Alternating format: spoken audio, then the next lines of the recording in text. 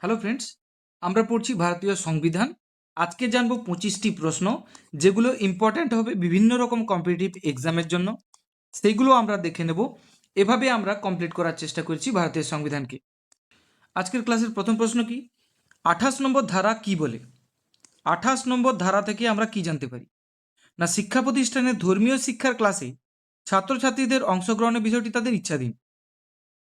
কোনো শিক্ষা প্রতিষ্ঠানে যদি ধর্মীয় ক্লাসের আয়োজন থাকে, ধরো ধর্মীয় ক্লাসের আয়োজন সেখানে বাধ্যতামূলক করা যাবে না। কোনো শিক্ষার্থী যদি চায় যে আমি ওই ধর্মীয় ক্লাসে যোগদান করতে চাই না, তাহলে 28 নম্বর ধারা সেই স্বাধীনতা তাকে দিয়েছে যে তুমি নাও অংশগ্রহণ করতে পারো।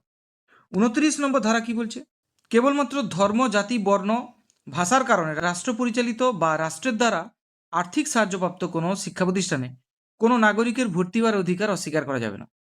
যে সে অমুক ধর্মের লোক তাই তাকে ভর্তি নেওয়া যাবে না, সে অমুক জাতের লোক আমাদের জাতের নয় তাকে ভর্তি নেওয়া যাবে না, সে অমুক বর্ণের অমুক ভাষার, এই ধরনের কারণ দেখিয়ে কোনোভাবেই ভর্তি হওয়া থেকে অস্বীকার করা যাবে না যদি সেই শিক্ষা প্রতিষ্ঠানে রাষ্ট্র আর্থিক সাহায্য দিয়ে থাকে। অর্থাৎ ওই শিক্ষা প্রতিষ্ঠান রাষ্ট্রের দ্বারা আর্থিক সাহায্যপ্রাপ্ত বা রাষ্ট্র পরিচালিত।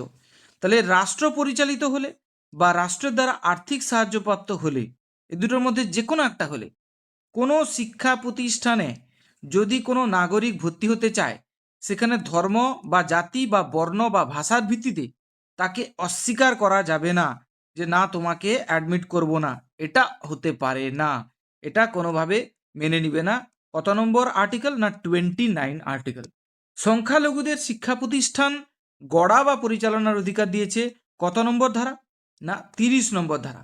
শাসনতান্ত্রিক প্রতিবিধানের অধিকারের কথা বলা হয়েছে কত নম্বর ধারাতে? না 32 নম্বর ধারাতে। Very very important.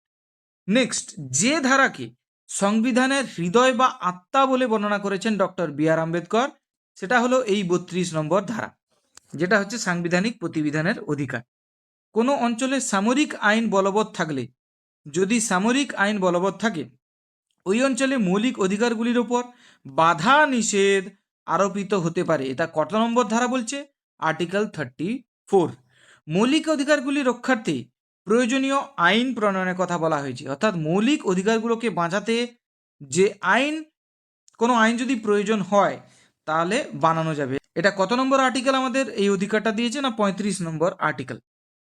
ন্যায় বিচার প্রতিষ্ঠা ও সকল মানুষের সমানাধিকারের জন্য দিন দরিদ্রদের বিনা অর্থে আইনগত সাহায্য দেওয়া যাবে। এটা কত নম্বর ধারা বলছে? তাহলে দিন দরিদ্র, যাদের কাছে পয়সা নেই আইনগত সাহায্য নেওয়ার জন্য, উকিল ধরার জন্য, তো ডিপিএসপি মানে directive principle of state policy 39A ধারা বলে যে ন্যায় বিচারের জন্য, অর্থাৎ তুমি যদি বিচার চাইছো সকল দিন দরিদ্রদের জন্য বিনা অর্থে অর্থাৎ টাকা ছাড়া আইনগত সাহায্য নিতে পারবে। এটা বলা আছে ডিপিএসপিতে, ডিরেক্টিভ প্রিন্সিপাল অফ স্টেট পলিসিতে বলা আছে। এবং কত নম্বর ধারা এটা বলছে? না 39A।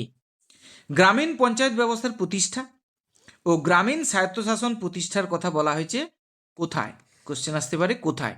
এটা বলা আছে ডিপিএসপি। ডিপিএসপি বলতে রাষ্ট্র পরিচালনার নির্দেশাত্মক নীতি, directive principle of state policy. কত নম্বর ধারা এই গ্রামীণ পঞ্চায়েত ব্যবস্থার প্রতিষ্ঠা ও গ্রামীণ স্বায়ত্তশাসনের কথা বলছে?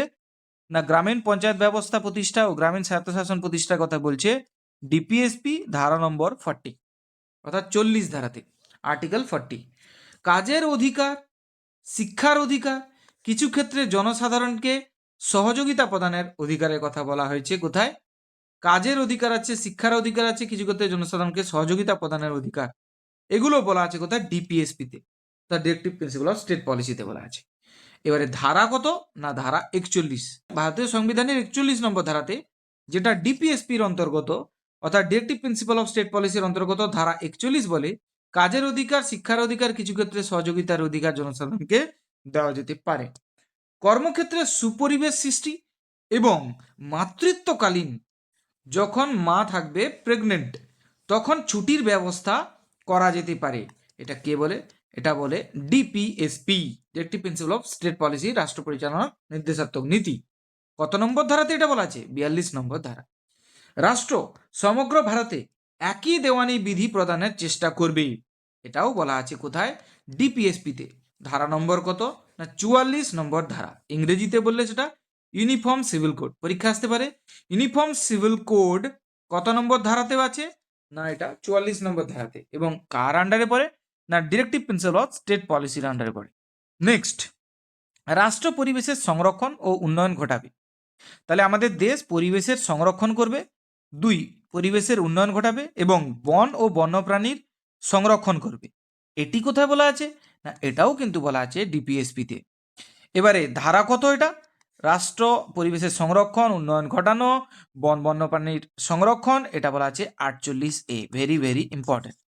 নেক্সট, রাষ্ট্র দেশের বিচার ব্যবস্থাকে শাসন বিভাগ থেকে মুক্ত রাখবে। অর্থাৎ শাসন বিভাগের সঙ্গে বিচার ব্যবস্থা যদি যুক্ত হয়ে যায় তাহলে কি হবে? না প্রভাবিত হয়ে যাবে বিচার ব্যবস্থা। যার জোর বেশি তারই অনুকূলে তখন বিচারগুলো আসবে। তো এটাকে সম্পূর্ণরূপে ডিভাইড করেছে, বিচার ব্যবস্থা থেকে শাসন ব্যবস্থাকে আলাদা করেছে কে? না ডিপিএসপি। তাহলে এটা কত নম্বর ধারাতে বলা আছে? না 50 নম্বর ধারাতে এটা উল্লেখ আছে। রাষ্ট্র আন্তর্জাতিক শান্তি ও নিরাপত্তাকে সুনিশ্চিত করবে, এটা বলা আছে ডিপিএসপিতে। তাহলে এটাও রাষ্ট্র করবে, মানে দেশের দায়িত্ব আন্তর্জাতিক শান্তি এবং নিরাপত্তা বজায় রাখা। Directive principle of state policy এটা বলেছে। এবং কত নম্বর ধারাতে বলেছে? 51 নম্বর ধারাতে। মৌলিক কর্তব্যসমূহ যাকে আমরা বলি ফান্ডামেন্টাল ডিউটিস। তো ফান্ডামেন্টাল ডিউটিস এগুলো পালন করতে হবে কাকে? না এগুলো পালন করতে হবে নাগরিককে। তো এটা কত নম্বর ধারাতে আছে? 51A। Very important. 51A। পদাধিকার বলে মানে এক্স অফিসিও, ইংরেজিতে বললে পদাধিকার বলে বা বলতে পারি এক্স অফিসিও। তো সেই হিসাবে রাজ্যসভার চেয়ারম্যান কে হবেন? না যিনি ভারতের উপরাষ্ট্রপতি থাকবেন তিনি এই পদাধিকার বলে, অর্থাৎ রাষ্ট্রপতি হওয়া মানেই তিনি রাজ্যসভার চেয়ারম্যান, অটোমেটিক্যালি তিনি রাজ্যসভার চেয়ারম্যান।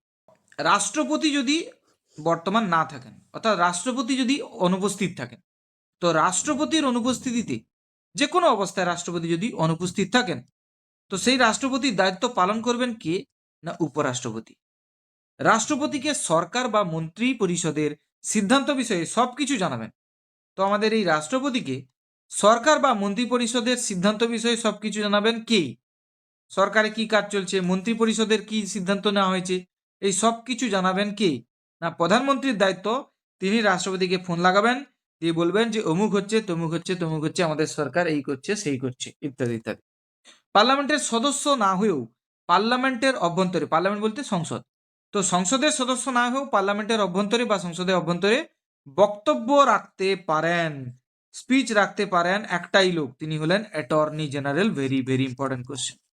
নেক্সট, লোকসভার স্পিকারের বেতন বা ভাতা এগুলো দেওয়া হয় কোথা থেকে? না ভারতের সঞ্চিত ব্যয় তহবিল থেকে, ইংরেজিতে বললে কনসলিডেটেড ফান্ড অফ ইন্ডিয়া।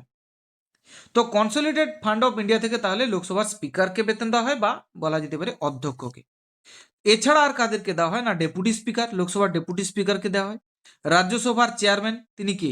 উপরাষ্ট্রপতি। রাজ্যসভার ডেপুটি চেয়ারম্যান এনাকেও দেওয়া হয় কনসলিডেটেড ফান্ড অফ ইন্ডিয়া বা সঞ্চিত ব্যয় তহবিল থেকে বেতন। ওকে, বেতন হোক বা ভাতা হোক। পার্লামেন্টের যৌথ অধিবেশন ডাকতে পারেন কে? পার্লামেন্টের যৌথ অধিবেশন বলতে না ওই যে লোকসভা এবং রাজ্যসভা সবাইকে একসঙ্গে কল করতে পারেন রাষ্ট্রপতি, দিয়ে যৌথ অধিবেশন এখানে ডাকতে পারেন। তো এটা বলা আছে কত নম্বর ধারায়? 108 নম্বর ধারায়। তাহলে ডাকবেন রাষ্ট্রপতি ধারা নম্বর 108 অনুযায়ী। কি ডাকবেন? যৌথ অধিবেশন। যৌথ অধিবেশন বলতে লোকসভা এবং রাজ্যসভা উভয় সভাকে একসঙ্গে কোনো বিল নিয়ে দুই কক্ষের বলতে এই যে রাজ্যসভা এবং লোকসভার মধ্যে যদি মতভেদ দেখা যায়, মানে দুজনের মধ্যে মিল হচ্ছে না, একজন বলছে, একজন সাপোর্ট করছে আর একজন সাপোর্ট করছে না, অর্থাৎ লোকসভা দেখা যাবে সাপোর্ট করছে, রাজ্যসভা করছে না, এরকম যদি অবস্থা হয়, দেখা গেল 6 মাস পড়ে আছে বিলটা, অর্থাৎ বিলটা আর পাস হচ্ছে না, তখন রাষ্ট্রপতি ওই বিল সম্পর্কে মতামত নেওয়ার জন্য ডাকবেন কি? কাকে আহ্বান করবেন? না যৌথ অধিবেশন, মানে লোকসভা এবং রাজ্যসভা উভয় মেম্বার্সদের বলবেন যে তোমরা একসঙ্গে বসো এবং এই ব্যাপারে একটা সিদ্ধান্ত নেওয়া যাক। 6 মাস যখন এরকম দেরি হয়ে যাবে, ওকে, বিলটা যখন 6 মাস পড়ে থাকবে, কেন্দ্রীয় অর্থ বিলের সংজ্ঞা দেওয়া আছে, কেন্দ্রীয় অর্থ বিল মানি বিল। তো এটার ডেফিনেশন বা সংজ্ঞা দেওয়া আছে কত নম্বর ধারায়? না কেন্দ্রীয় অর্থ বিলের সংজ্ঞা দেওয়া আছে 110 নম্বর ধারাতে। Very very important. অর্থ বিলের সংজ্ঞা, কেন্দ্রীয় অর্থ বিলের সংজ্ঞা দেওয়া আছে 110 নম্বর ধারায়, 110 নম্বর আর্টিকেল। 144 ধারা, আমরা বলি না 144 ধারা জারি হয়ে গেছে, 144 নম্বর ধারা যদি জারি হয় তাহলে সেই স্থানে সর্বাধিক জমায়েত কতজন একসঙ্গে হতে পারবেন? না 9 জন। 9 জনের বেশি হওয়া মানেই 10 জন হয়ে যাওয়া মানে কি? না সবাইকে অ্যারেস্ট।